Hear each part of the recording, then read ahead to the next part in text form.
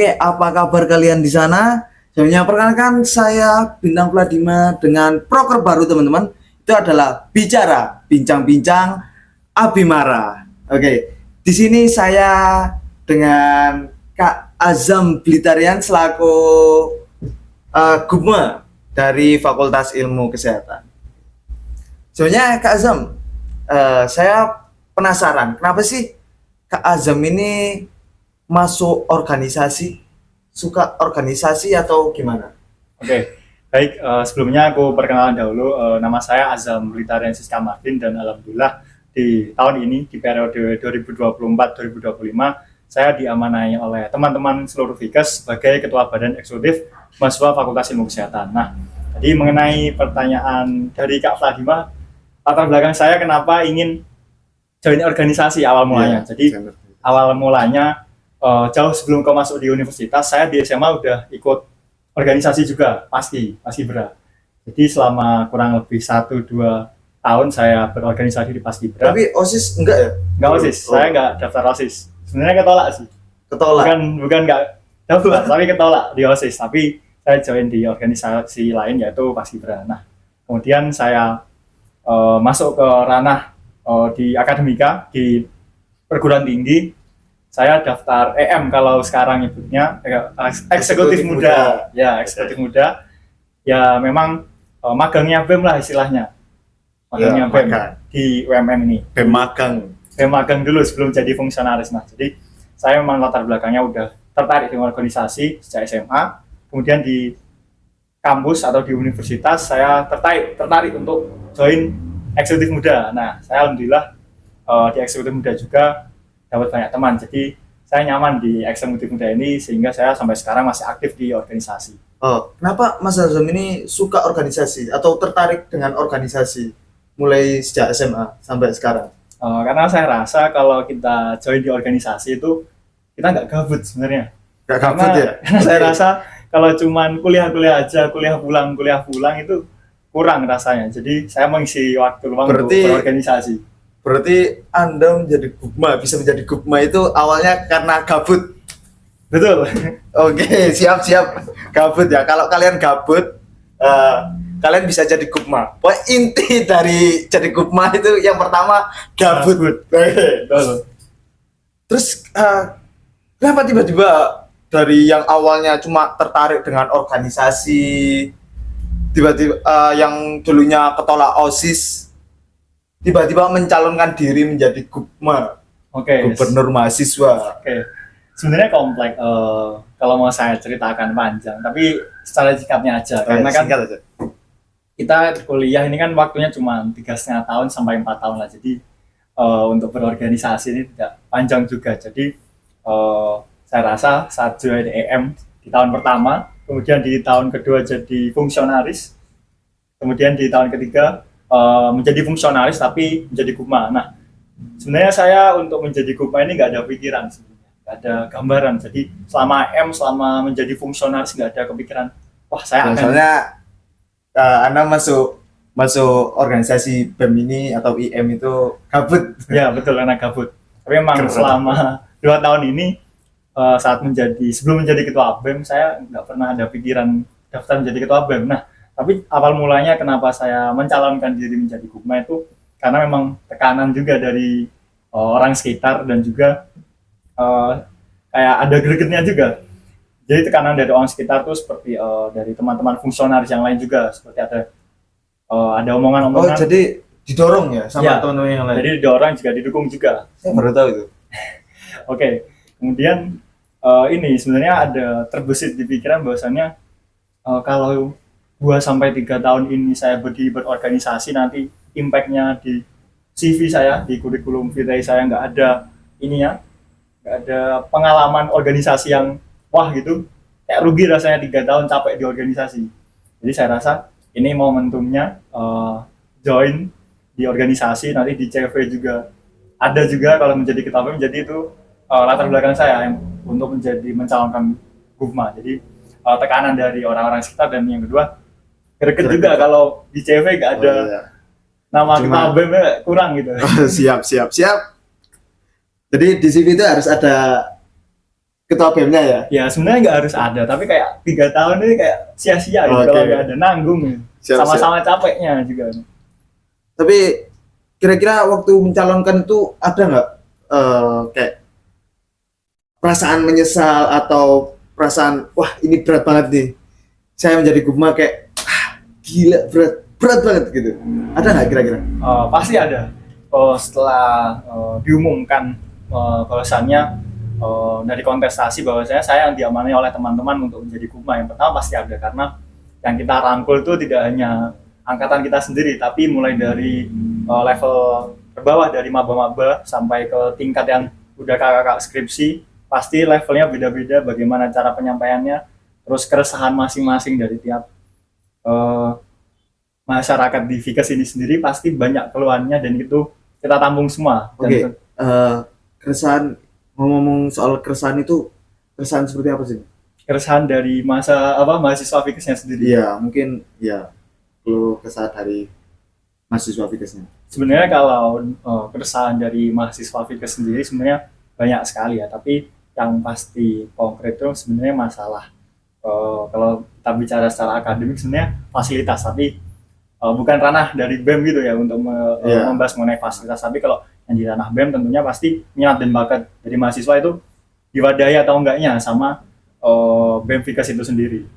Tapi kalau fasilitas itu bukan ranahnya BEM, itu kalau kita mau protes tentang fasilitas atau semacamnya itu kemana? Nah, kalau mengenai itu ini menarik. Kalau kita lembaga intra di fakultas di Ormawa, di tingkat fakultas itu tidak hanya BEM, ada senat fakultas, ada senat. Ya, jadi silahkan teman-teman nanti yang mau mengaspirasikan mungkin keresahannya nanti bisa disampaikan ke senat fakultas. Nah, itu nanti oleh teman-teman senat fakultas baru nanti disampaikan mana yang ranahnya memang di akademik naik lagi ke dekanat nanti, atau yang menyamping ke BEMPA gitu. Itu teman-teman ya. Jadi kalau kalian punya teman BEM, kalian mau protes mengenai fasilitas, itu bukan ke teman-teman BEM ya, tapi ke senat. Kalian tuh bisa protes mengenai fakultas, mengenai sarana prasarana atau jam kuliah yang kadang-kadang sering mendadak atau nggak pernah tepat waktu, itu ke senat fakultas. Mungkin bisa langsung ke IG-nya ya. Ya, betul. Oke. Sebelumnya saya ucapkan terima kasih kepada NBS New Bookstore UMM sudah menyediakan tempat yang ini tempat semua disediakan oleh NBS, dengan mic dan sarana prasarana fasilitas. Saya ucapkan terima kasih kepada NBS sudah menyiapkan fasilitas untuk podcast ini. Oke. Kita lanjut lagi. Kira-kira waktu Anda mencalonkan, tadi kan sesudah Anda ini ya jadi gubma ya. Kalau ketika Anda mencalonkan itu ada nggak tantangannya? Tentunya tantangan pasti ada ya. Yeah. Karena yang pertama pasti ketakutan dari diri sendiri, dan tentunya saat kontestasi di tahun ini, kebetulan di tahun ini baru pertama kali ada 2 pasangan. Ada 2 pasangan. Ya, di Vikas sendiri, karena di tahun-tahun sebelumnya selalu aklamasi, selalu satu calon saja yang mencalonkan. Jadi baru pertama kali di tahun ini ada yang namanya kontestasi. Nah, itu baru ada kontestasi jadi 2 calon yang maju. Nah, itu tentu saja dari teman-teman sendiri ya? Ya, itu dari satu organisasi. Itu yang menjadi ketakutan saya, bahwasanya kita berkontestasi ini dari rahim yang sama sebenarnya, dari sama-sama BEM Vikasnya. Jadi itu ketakutan saya, bahwasanya kita berkontestasi ini dengan orang yang lahirnya dari rahim sendiri gitu. Jadi yang saya takut adalah pasca kontestasi saudara ini, kita ya, apakah kembali merapat ke kabinet atau tidaknya, itu yang ketakutan saya selama proses pencalonan. Sebenarnya saya juga takut seperti itu ya.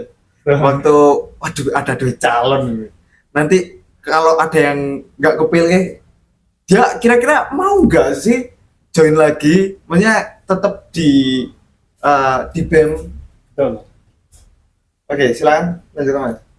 Tentunya pasti takut, tapi alhamdulillah banyak juga teman-teman yang masih merapat ke kabinet. Saya ucapkan alhamdulillah dan terima kasih tentunya untuk teman-teman yang kabinet, dan yang tidak lanjut di kabinet, alhamdulillah saya lihat juga teman-teman yang tidak lanjut di kabinet ini juga rata-rata juga naik juga, ada yang naik ke Seva dan sebagainya. Itu yang saya rasa tidak perlu ditakutkan setelah terpilih, karena teman-teman di kabinet yang tidak lanjut juga ternyata lanjut di organisasi lain, jadi minatnya di organisasi masih ada gitu. Tapi kalau nggak salah waktu itu paslon satunya, paslon Gubma satunya itu ini ya punya Punya apa mas? apa ya? Saya nggak enak ngomongnya ini teman-teman. Punya hubungan pribadi ya sama paslon satunya ya? Oh, tentunya waktu itu ya, bukan sekarang ya. Oh ya waktu itu. Masih Ya, ada, so. tapi kan kita tetap bisa. Waktu sekarang itu tanggal berapa sekarang teman-teman? 15. Ya 15 Desember ya. Ini 15 Desember ya teman-teman. Oke. Kalau di waktu itu kita tetap saja profesional, dan saya bisa profesional dan rekan saya ini juga bisa profesional, dan alhamdulillah kita sampai sekarang masih menjaga hubungan baik sampai Oke. sekarang. Bagus. Jadi tetap profesionalitas Tetap ya. profesional itu yang paling penting. Nggak apa-apa punya hubungan pribadi, cuman tetap di organisasi kita harus profesional. Oke. Betul. Oke. Tadi kan Kak Azam ini sudah menjelaskan banyak banget tekanan dari sebelum menjabat jadi Gubma atau sesudah menjabat jadi Gubma, itu banyak tekanan dari orang-orang sekitar dan tanggung jawab yang besar pastinya. Betul. Kira-kira gimana cara Kak Azam ini mengelola tekanan dan tanggung jawab sebagai seorang pemimpin, seorang Gubma, ketua BEM, itu gimana? Bagaimana cara mengelolanya? Jadi pasti yang namanya tekanan dan tanggung jawab seorang pemimpin itu pasti ada.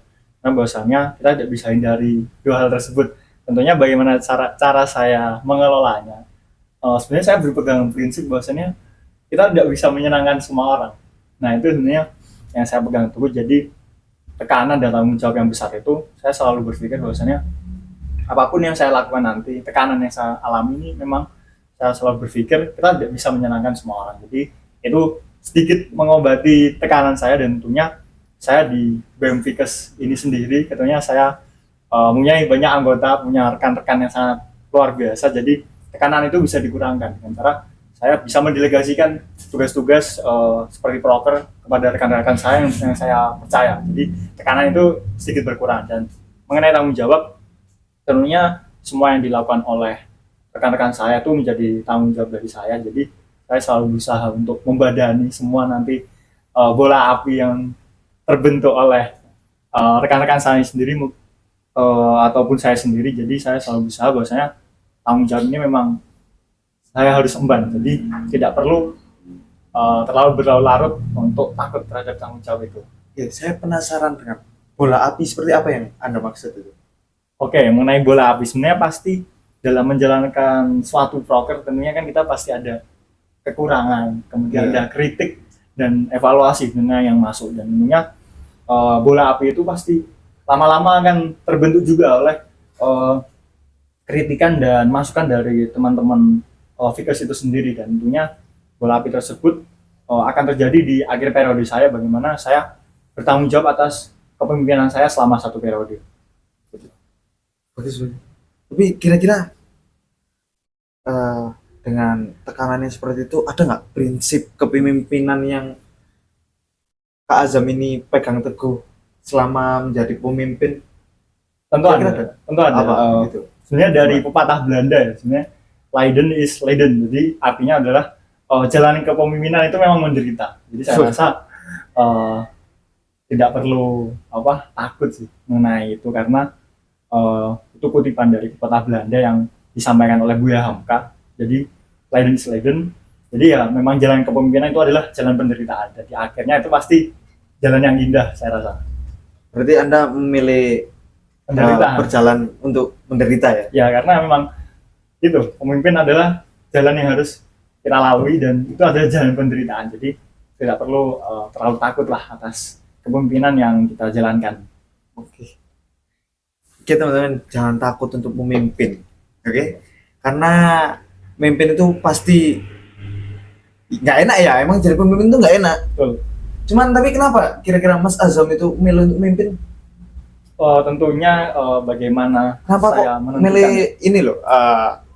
Lebih memilih menderita daripada ya kita ngikut aja lah kayak ombak, ngikut alurnya aja. Oh, kenapa saya milih menderita menjadi pemimpin gitu? Karena saya rasa ada kesempatannya. Maksudnya adalah kesempatan saya untuk mencalonkan menjadi ketua BEM itu ada terbuka lebar, dan tentunya ini tidak datang dua kali di hidup saya. Dan saya rasa di selama saya berkuliah ini saya nggak ingin mengambil kesempatan yang terlewatkan. Jadi kesempatan ini tuh ingin saya ambil, walaupun itu saya yakin pasti akan menderita, pasti akan banyak tantangan, pasti banyak yang benci juga. Nah, tapi itu saya ambil karena saya ingin uh, mempunyai legasi lah di organisasi ini. Jadi kayak saya ingin memberikan uh, sesuatu yang berdampak panjang, entah itu nanti jangka pendek ataupun jangka panjang, entah itu 5 sampai 10 tahun, dan tentunya kita akan dikenang oleh banyak orang. Oke. Intinya kita semua itu harus belajar memimpin ya. Betul. Karena pengalaman itu adalah guru yang berharga. Betul. Mungkin biar nggak kaget ya. Okay. Mungkin nanti di suatu saat kita disuruh memimpin sebuah perusahaan yang besar mungkin, Setuju. atau apapun itu yang besar bagi diri kita sendiri. Jadi biar nggak kaget, semua orang itu harus belajar untuk memimpin. Tapi selama ini menjabat sebagai gubernur mahasiswa, kira-kira pengalaman yang paling berkesan buat Kak Azan sendiri itu pengalaman seperti apa? Tentunya kalau berbicara mengenai pengalaman sebagai gubernur mahasiswa kurang lebih di hampir setengah periode ini, saya rasa adalah proker mengenai Pesmaba. Itu menurut saya paling Pesmaba, berkesan itu. Menurut saya. Pesmaba itu apa itu, Mas? Pengenalan studi mahasiswa baru. Oke. Jadi Kayak ospeknya Maba. ospek. Apa itu yang membuat Anda berkesan di Pesmaba itu? Tentunya pasti di Pesmaba kita berinteraksi dengan banyak orang. Berinteraksi dengan Emang banyak orang. yang lainnya itu nggak ada ya yang berinteraksi dengan banyak orang? Sebenarnya banyak di BEM ini, tapi saya rasa paling besarnya itu di Pesmaba, karena kita hubungannya tidak hanya dengan sesama rekan panitia, tapi dengan dosen, dengan rekan-rekan di universitas juga, dengan dosen-dosen. Jadi kita kolaborasi tidak hanya dengan mahasiswa, tapi juga dengan dosen-dosen di tingkat fakultas juga. Momen seperti apa sih di Pesmaba itu yang membuat Anda paling berkesan? Saya rasa kalau di Pesmaba momen paling berkesannya sebenarnya bukan saat Pesmabanya, tapi pasca Pesmabanya. Jadi inaugurasi. Jadi saat pengumuman juara-juara kategori Pesmaba terbaik, nah itu saya rasa itu paling berkesan. Seingat saya itu juara berapa? Juara 2. Juara 2 ya. Sebelumnya Juara 2 tahun berturut-turut ke belakang itu selalu juara 1.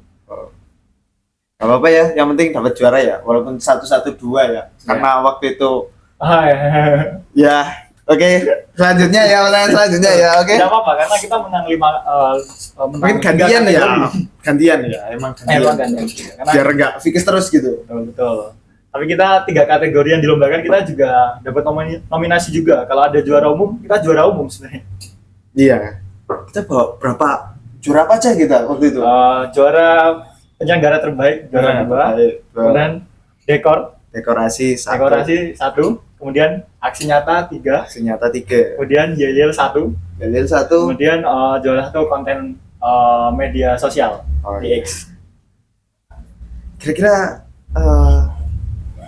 selama menjabat ini ada nggak keputusan paling besar menurut Kak Azam sendiri ya tentunya buat mengubah arah organisasi atau pengaruh kepada Alfikes?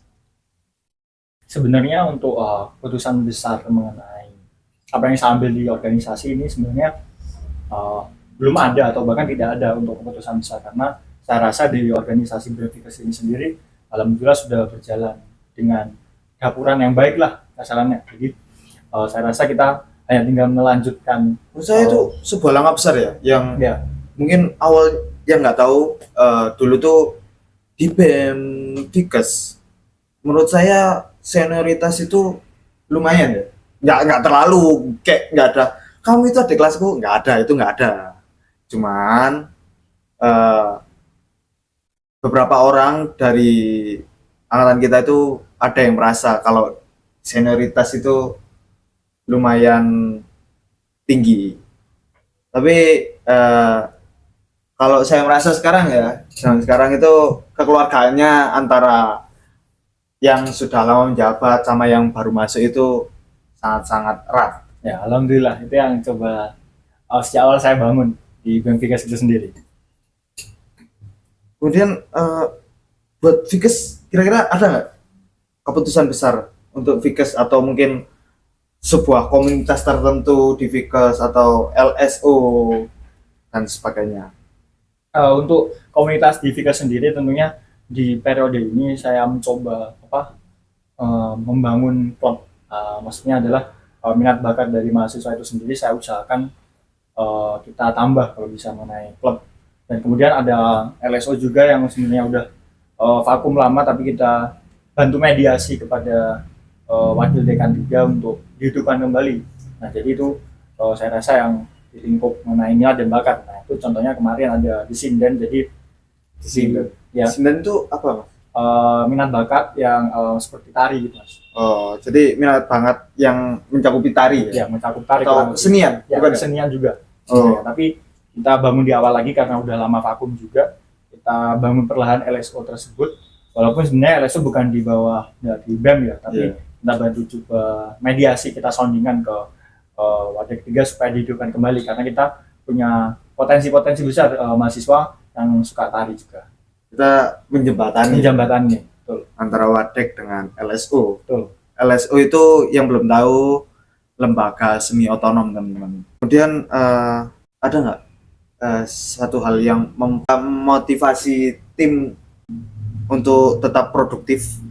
Tentunya sebenarnya saya tidak suka mengeluarkan kata-kata motivasi ya sebenarnya pada Kata-kata hari ini ya, nggak Tidak. pernah ya. tidak sekalian kayak ayo kamu bisa kok, kamu pasti bisa menjalani ini kok. Aku kurang suka yang seperti itu, tapi saya lebih suka menunjukkan rasa empati kepada teman-teman. Jadi ketika teman-teman dari panitia ini yang di Bemfikes ini sendiri mungkin kurang semangat juga, mungkin malas menjalankan program kerja, saya selalu mencoba empati. Saya coba memposisikan sebagai yang bersangkutan gitu. Jadi saya ingin tahu sebenarnya latar belakangnya seperti apa dulu. Nah, dari itu saya baru ajak yang bersangkutan ini untuk kembali produktif seperti aktif berprogram gitu. Gimana itu kira-kira? Apakah kayak ayo dong, Oh ya, tentu tidak. ayo sayang gitu. Waduh, Udah ya, udah ya, ada. udah ada gitu ya. tidak ada gitu.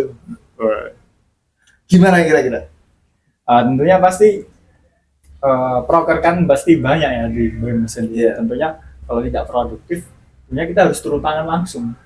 Itu salah satu implementasi dari empati tersebut. Jadi Langsung turun langsung. turun langsung kita tanya, ini masalahmu ada di mana? Kamu kok dalam menjalankan sebuah proker kok kurang maksimal rasanya gitu. Kak Azam ini kan mahasiswa semester 5 ya. Betul, Oke. Farmasi. betul, farmasi. Sepertinya itu mahasiswa farmasi itu sibuk banget kayaknya. Di Betul. antara Sibuk. Fikes lainnya ya, keperawatan, fisioterapi, farmasi ini paling sibuk. Betul. Oke. Paling banyak, paling sibuk, nilainya paling susah. Iya, Tapi betul. gimana Kak Azam ini menyeimbangkan antara kuliah sama organisasi itu dua-duanya tetap jalan? Oke, sebenarnya kalau membahas bagaimana menyeimbangkan keduanya, sebenarnya pembahasannya cukup menarik karena kalau dari saya sendiri, bagaimana cara kita membagi waktu ya, kalau mau menyeimbangkan tentunya pasti kuliah itu nomor satu. Kuliah itu nomor satu. Itu tidak boleh kita lupa, walaupun kita sebagai organisatoris tentu kuliah itu nomor satu. Tapi jangan lupa bahwasanya kita juga punya tanggung jawab di organisasi dan itu harus dinomorsatukan juga. Nah, terus bagaimana saya cara membagi waktu? Kalau dari saya sendiri bahwasanya tentunya kan kita mau belajar terus mengerjakan laprak ya kalau di farmasi ya. Ya, Nah lapar. itu malah kalau dari saya sendiri ketika ada program kerja dari BEM itu sendiri, malah saya lebih produktif mengerjakan laprak karena yang muncul itu ada tekanan. Maksudnya adalah tentunya kita ini bekerja, kita mengerjakan suatu tugas, tentunya kalau ada tekanan juga, kita harus tekanan menyelesaikan tepat waktu dan sebagainya. Nah, karena ada waktu yang bertabrakan antara proker dan laprak, tentunya sebenarnya di farmasi juga kita mengerjakan lapraknya itu pasti ada waktunya, maksudnya ada deadline-nya, ada waktu senggangnya. Nah, Iya. Nah itu kadang kalau kita tidak ada prokeran, kalau dari saya sendiri malah saya mengerjakannya dekat mepet-mepet. Jadi saya tidak punya motivasi untuk segera menyelesaikan laporan tersebut. Tapi kalau kita sambil prokeran, yang pemikirannya jadi kebelah. Nah ini saya harus selesaikan prokerannya dulu atau lapraknya. Nah tentu karena ada prokeran, tentu saya pasti harus menyelesaikan laprak dulu karena kuliah nomor satu. Jadi saya kayak istilahnya deadline jadi lebih dekat gitu lah. Jadi saya segera menyelesaikan laprak tersebut. Oke, berarti buat Mas Azam ini sebenarnya proker itu nggak tambah eh, menyisikan laprak, tapi sebagai penyemangat ya. Ya malah menjadi penyemangat. Tekanan dari proker tersebut yang membuat kita menyelesaikan tugas-tugas kita. Oke, ini menarik ya menurut saya ya. Betul. Yang biasanya teman-teman saya yang dulu itu banyak yang aku itu masih laprak, kamu ngerjain laprak, terus dia nggak datang rapat atau dia nggak pernah ikut proker atau waktu dia berjobdesk itu nggak datang, alasannya itu pasti laprak. Tapi beda kalau Mas Azam Betul. jadi penyemangat. Betul. Dua-duanya itu harus seimbang Seimbang, ya, ya. karena punya dua tanggung jawab ya. Betul. Oke. Kira-kira buat Kak Azam ini ada keinginan nggak ketika masa jabatan selesai apa yang mau Kak Azam tinggalkan? Oh tentunya pasti ada karena saya rasa pemimpin yang baik adalah mempunyai pemimpin yang meninggalkan prestasi dan efek dampak jangka panjang yang positif bagi organisasi tersebut. Jadi seperti meninggalkan legasi. Jadi meninggalkan legasi itu adalah harapan saya dari pribadi saya untuk di organisasi tersebut supaya nanti bisa dijalankan di kabinet-kabinet selanjutnya. Nah itu salah satu contohnya mungkin kita punya proker yang relevan. Ya proker kan biasanya organisasi itu terlalu berorientasi dengan proker-proker di tahun sebelumnya. Nah itu saya rasa janganlah kita seperti itu. Kita harus membuat proker-proker yang memang relevan dan tentunya nanti di jangka panjangnya kita bisa merasakan efek dari proker tersebut. Jadi kita mempunyai peninggalan yang baik. Salah satu contohnya adalah proker ini ya Mas Lati. Proker ini ya, bicara. Ya bicara. Kira-kira harapan Kak Azam itu apa sih buat organisasi ini? Tentunya untuk harapan untuk BMTK sendiri adalah hidup terus jangan terlena juga untuk di organisasi ini bagi untuk penerus-penerus saya nantinya, jangan sampai terlena. Dan harapan saya nanti di BMTK ini sendiri hidupkanlah organisasi ini, karena bahwasannya kita yang selalu kita tanyakan adalah bukan apa yang kita dapat organisasi, apa yang kita dapat dari organisasi, tapi yang perlu kita pertanyakan adalah apa yang kita apa yang kita beri untuk organisasi tersebut. Jadi jangan berharap apa yang diberi organisasi, tapi yang kita harus perhatikan adalah apa yang kita bisa beri untuk organisasi tersebut. Bagus. Tapi itu kan untuk organisasi ya. Kira-kira untuk Fikes sendiri itu ada nggak harapan Kak Azam sendiri? Untuk Fikes sendiri harapan saya adalah tentunya untuk seluruh aktivitas akademika di Fikes sendiri tentunya kita harus terus berkembang, terus maju, walaupun kita ini salah satu universitas swasta, walaupun kita harus bersaing juga dengan negeri, tapi kita pasti harapannya untuk Fikes sendiri maju terus dan semoga kedepannya kita bisa melahirkan pemimpin-pemimpin dari Fikes itu sendiri. Makasih. Tapi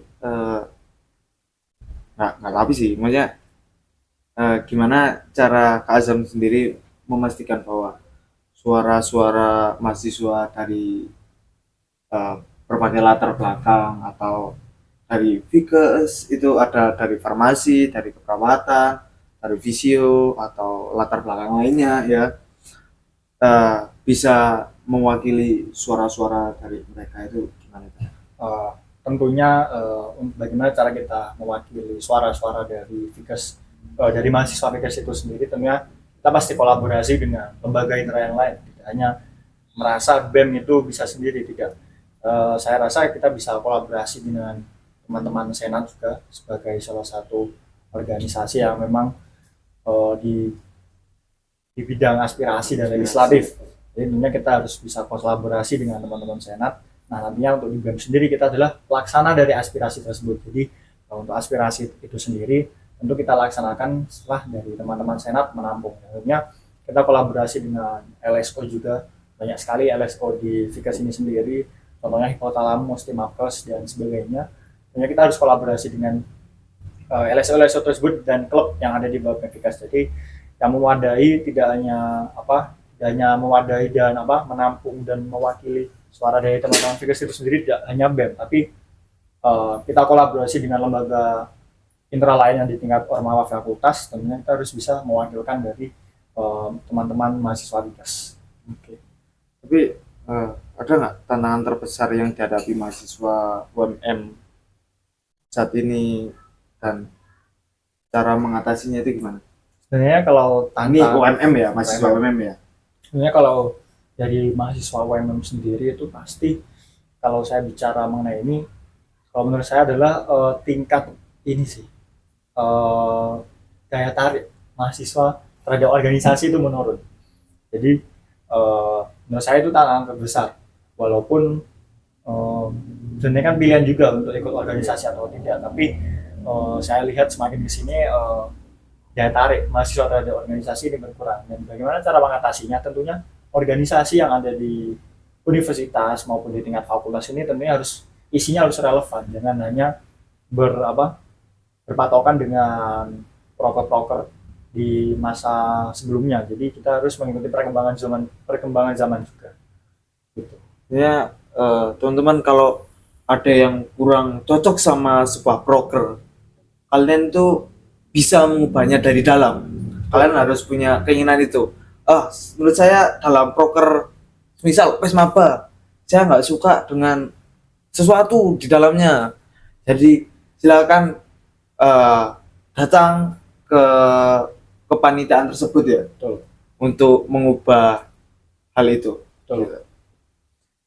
Tapi kira-kira ada nggak konflik internal dari organisasi sendiri? Tentunya kalau untuk konflik internal dalam organisasi pasti ada ya. Tapi yang terlalu besar tuh alhamdulillah hingga saat ini belum ada, jangan sampai ada. Tapi yang namanya konflik internal pasti ada, mungkin dari perbedaan pendapat dan sebagainya itu pasti ada. Seperti itu sih kalau mengenai konflik di BEM Vikas ini sendiri ya. Terakhir, ada nggak pesan yang mau Kak Azam sampaikan kepada penerus-penerus Kak Azam atau teman-teman Kak Azam atau rekan-rekan yang akan jadi rekan-rekan Kak Azam di kemudian hari? Ada nggak pesan untuk mereka? Di BEM Vikas itu sendiri. Ya. Mungkin saya sampaikan untuk adik-adik ya, adik-adik rekan-rekan di BEM Vikas itu sendiri yang akan melanjutkan kabinet ini itu nanti di periode kedepannya. Mungkin pesan saya adalah semangat terus dan jangan pernah merasa bahwasannya berorganisasi itu capek. Bahwasanya kita berorganisasi itu menyenangkan sebenarnya, kita dapat teman baru, dan tentunya dalam berorganisasi ini salah satu ada bagaimana cara kita mengaktualisasi dari kemampuan kita, karena pasti tentunya kita di Vikas sendiri ya, pasti kita kan nanti berhubungan dengan pasien, kita harus bisa public speaking, kita harus bisa manajemen waktu. Nah itu kita belajar dari sekarang. Nah jadi pesan saya adalah di organisasi terus semangat, walaupun di organisasi mungkin pasti banyak ada kendalanya, pasti ada masalahnya. Tentunya setiap orang ada masanya, setiap masa ada orangnya, begitu. Yang abadi adalah perubahan. Sekian teman-teman acara bicara pada hari ini bersama Azam Blitariensis selaku Gubernur Mahasiswa BEM Vikas UMM. Silakan nantikan bincang-bincang Abimara selanjutnya.